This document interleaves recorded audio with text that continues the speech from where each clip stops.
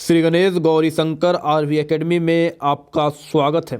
Academy का target सर्वश्रेष्ठ एवं निःशुल्क शिक्षा जो NEET UG, IIT JEE, olympiad, NTSC, KVPY की प्रिपरेशन कर रहे हैं और जो बोर्ड एग्जामिनेशन वाले हैं उनके लिए बेनिफिशियल होगा। चैनल को आप लाइक, सब्सक्राइब, शेयर कर लीजिए और आप पीडीएफ और इन्फॉर्मेशन के लिए टेलीग्राम चैनल को भी ज्वाइन कर लीजिए। टेलीग्राम चैनल का भी नाम श्री गणेश गौरी शंकर आरवी एकेडमी ही है। अभी हम आपको बायोलॉजी पढ़ा रहे हैं। बायोलॉजी में क्लास 12 का जूलॉजी का फर्स्ट चैप्टर ह्यूमन रिप्रोडक्शन शुरू किए हैं, जिसमें एक लेक्चर आपको पढ़ा चुके हैं। आगे की बात आज हम करेंगे। अब तक आपको जो पढ़ाए हैं उसे एक बार आप रफ्तार में संभालिएगा। सुनिए, अब तक जो हम आपको पढ़ाए हैं ह्यूमन रिप्रोडक्शन में major event of reproductive cycle पढ़ा चुके हैं। इसमें gametogenesis, insemination, fertilisation, implantation, gestation, parturition की बात कर चुके हैं। ये भी आपको बोल चुके जो गेमेटोजेनेसिस है, गेमेटोजेनेसिस जो होगा उसके लिए एक ऑर्गन की जरूरत पड़ेगी। उस ऑर्गन को हम सेक्स ऑर्गन बोले। सेक्स ऑर्गन दो प्रकार के होते हैं, प्राइमरी सेक्स ऑर्गन होते हैं, सेकेंडरी सेक्स ऑर्गन होते हैं। ये भी बात की है कि प्राइमरी सेक्स ऑर्गन किसे बोलते हैं, सेकेंडरी सेक्स ऑर्गन किसे बोलते हैं। हम आपको बताए थे कि अगर गैमीट का फॉर्मेशन गैमीट प्रोड्यूस करे और सिक्रीट करे सेक्स हार्मोन तो वो प्राइमरी सेक्स ऑर्गन होगा। अगर सेकेंडरी सेक्स ऑर्गन हुआ तो वो रास्ता प्रोवाइड करेगा, पाथ प्रोवाइड करेगा गैमीट के ट्रांसपोर्ट के लिए। मेल में हम प्राइमरी सेक्स ऑर्गन की बात किए थे। एग्जाम्पल टेस्टिस होता है, फीमेल में ओवरी होता है। सेकेंडरी सेक्स ऑर्गन की मेल में बात किए थे, एपिडाइडमिस वास्ट डिफरेंस पेनिस होता है। फीमेल में फैलोपियन ट्यूब, वेजाइना और यूट्रस होता है। आपसे मेरा एक सवाल भी था, ब्रेस्ट किसका एग्जाम्पल होगा, तो आपको हम बताए थे कि ब्रेस्ट जो है वो सेकेंडरी सेक्सुअल कैरेक्टर है, न कि सेकेंडरी सेक्स ऑर्गन है। सेकेंडरी सेक्सुअल कैरेक्टर इसलिए है कि ये एट प्यूबर्टी के टाइम पे ये हुआ है। जैसे मेल में दाढ़ी मोच का निकलना एट प्यूबर्टी के टाइम पे होता है, उसी प्रकार फीमेल में ब्रेस्ट का होना प्यूबर्टी के टाइम पे होता है, इसलिए ये सेकेंडरी सेक्सुअल कैरेक्टर है। आगे की हम बात करते हैं। आगे अब हम बात शुरू करेंगे मेल रिप्रोडक्टिव सिस्टम की, क्योंकि एनसीईआरटी भी मेल रिप्रोडक्टिव सिस्टम ही शुरू की है। तो आइए शुरुआत करते हैं साहब, मेल रिप्रोडक्टिव सिस्टम की बातें शुरू करते हैं। तो सुनिएगा, आ जाओ स्टार्ट करते हैं। Male reproductive system, male reproductive system में क्या क्या होंगे इनकी सारी बातें की जाएगी। तो सुनिए, मेल रिप्रोडक्टिव सिस्टम में इंक्लूड होंगे पेयर टेस्टिस, एक पेयर टेस्टिस मिलेंगे, एसेसरी डक्ट मिलेंगे, एसेसरी ग्लैंड मिलेंगे, एक्सटर्नल जेनिटल पेनिस मिलेंगे। फिर सुनिए क्या क्या बोले। मेल रिप्रोडक्टिव सिस्टम में पेयर टेस्टिस मिलेंगे, एसेसरी डक्ट मिलेंगे, एसेसरी ग्लैंड मिलेंगे, एक्सटर्नल जेनिटल पेनिस मिलेंगे।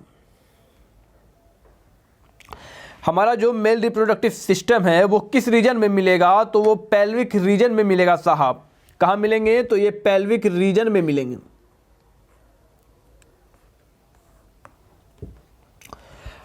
हमारा जो मेल रिप्रोडक्टिव सिस्टम है ये कहाँ मिलेंगे, तो ये पेल्विक रीजन में मिलेंगे।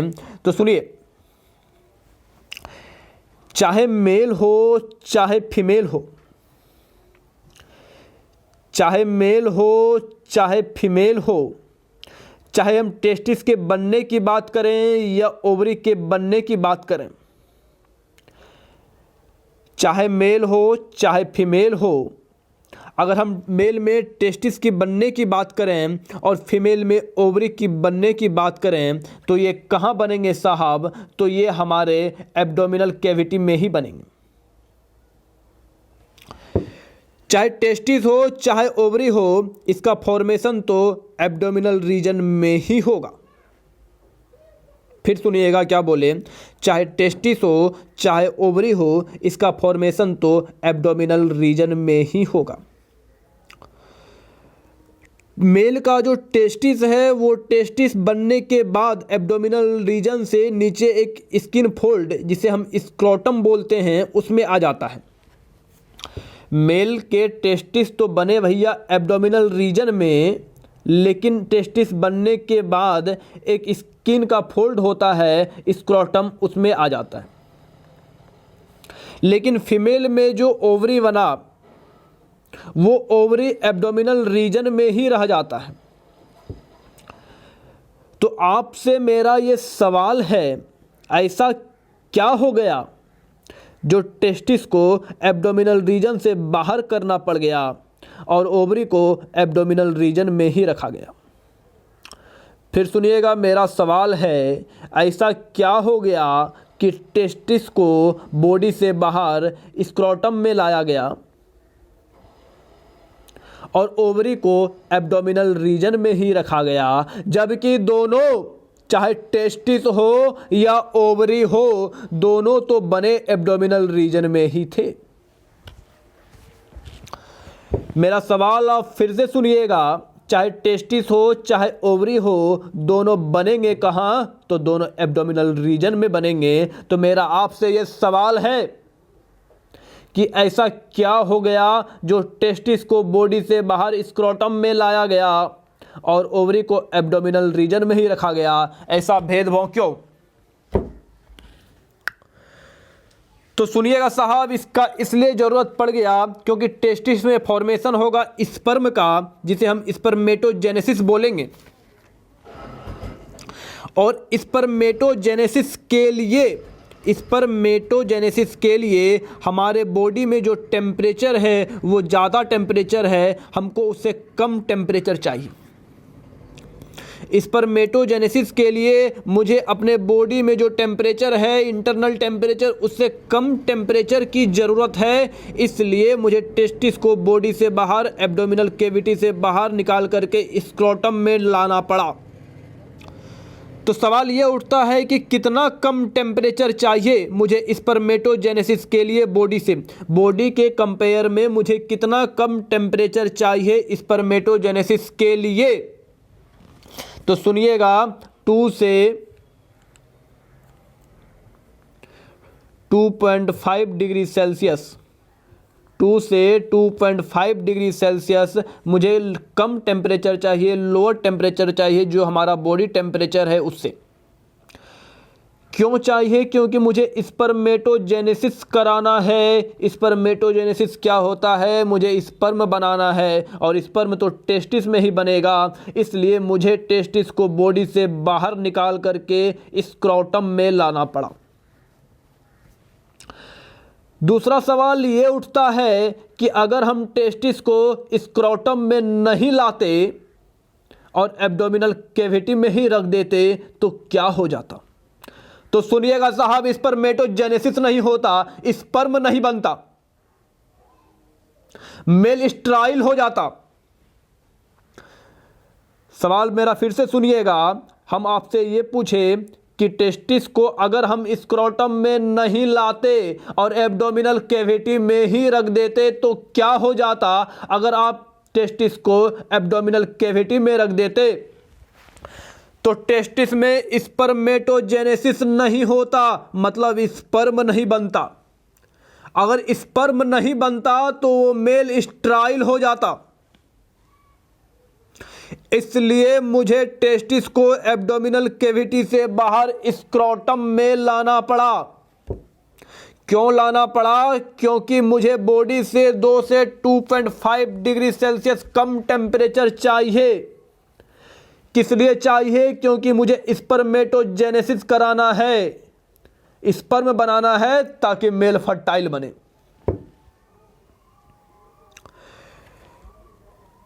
आइए आगे की बात करते हैं। इसलिए आपको ये बातें भी समझ में आ गई होगी कि हम टेस्टिस को एक्स्ट्रा एब्डोमिनल टेस्टिस क्यों बोलते हैं। ये बातें आपको समझ में आ गई होगी कि हम टेस्टिस को एक्स्ट्रा एब्डोमिनल टेस्टिस क्यों बोलते हैं।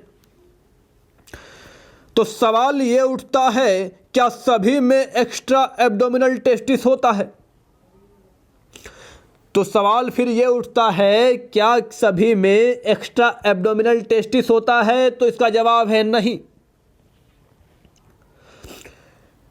इंट्रा एब्डोमिनल टेस्टिस भी मिलता है किसी किसी में,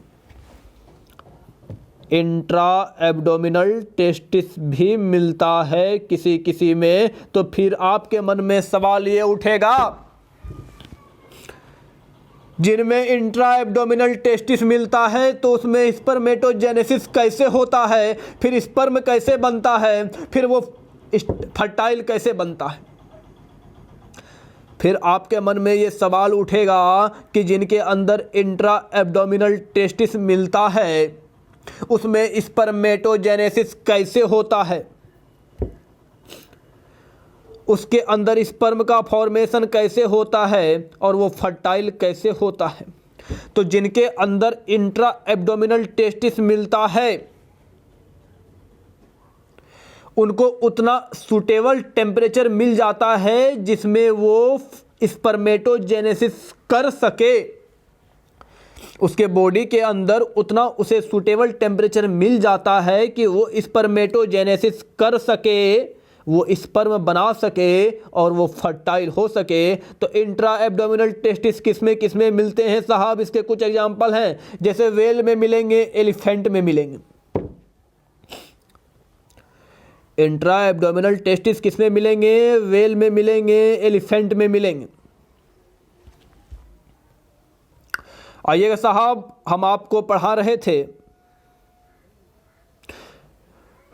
मेल रिप्रोडक्टिव सिस्टम शुरू किए हैं। मेल रिप्रोडक्टिव सिस्टम में बताए हम आपको कि पेयर टेस्टिस मिलेंगे, एसेसरी डक्ट मिलेंगे, एसेसरी ग्लैंड मिलेंगे, एक्सटर्नल जेनिटेरिया पेरिस मिलेंगे। सब पे बात की जाएगी, सब पे बात की जाएगी।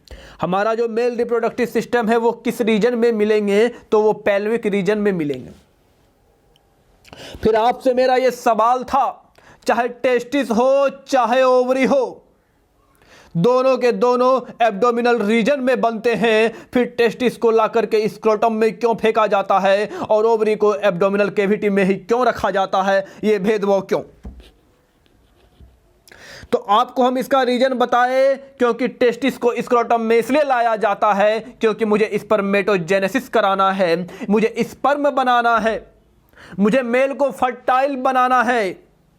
क्योंकि स्पर्मेटोजेनेसिस के लिए मुझे बॉडी से कम टेम्परेचर चाहिए। बॉडी का जो इंटरनल टेम्परेचर है उससे 2 से 2.5 डिग्री सेल्सियस कम टेम्परेचर चाहिए, इसलिए मुझे टेस्टिस को स्क्रोटम में लाना पड़ा। दूसरा सवाल आपसे हम ये पूछे थे कि अगर हम टेस्टिस को एब्डोमिनल कैविटी में ही रख देते तो क्या हो जाता? ऐसी कौन सी मुसीबत आन पड़ती? अगर साहब आप टेस्टिस को एब्डोमिनल कैविटी में ही रख देते तो वो मेल स्ट्राइल हो जाता। स्ट्राइल क्यों हो जाता? क्योंकि स्पर्मेटोजेनेसिस नहीं होता। स्पर्मेटोजेनेसिस नहीं होता तो स्पर्म नहीं बनते, और स्पर्म नहीं बनते तो वो मेल स्ट्राइल हो जाता। तो दूसरा सवाल ये उठता है कि क्या सभी में एक्स्ट्रा एब्डोमिनल टेस्टिस मिलते हैं? तो इसका आंसर नहीं है, सभी में एक्स्ट्रा एब्डोमिनल टेस्टिस नहीं मिलते हैं, कुछ में इंट्रा एब्डोमिनल टेस्टिस भी मिलते हैं। तो इंट्रा एब्डोमिनल टेस्टिस जहां मिलते हैं क्या वहां स्पर्मेटोजेनेसिस हो जाता है? हाँ, बिल्कुल हो जाता है, क्योंकि उसके लिए वहां सूटेबल टेम्परेचर मिल जाता है, स्पर्मेटोजेनेसिस हो जाता है, स्पर्म बन जाता है। तो इंट्रा एब्डोमिनल टेस्टिस किसमें मिलेंगे? वेल में मिलेंगे, एलिफेंट में मिलेंगे। आज के लिए साहब हम इतना ही रखेंगे। चैनल को जोरदार तरीके से लाइक, सब्सक्राइब, शेयर करते रहिए। तब तक के लिए धन्यवाद।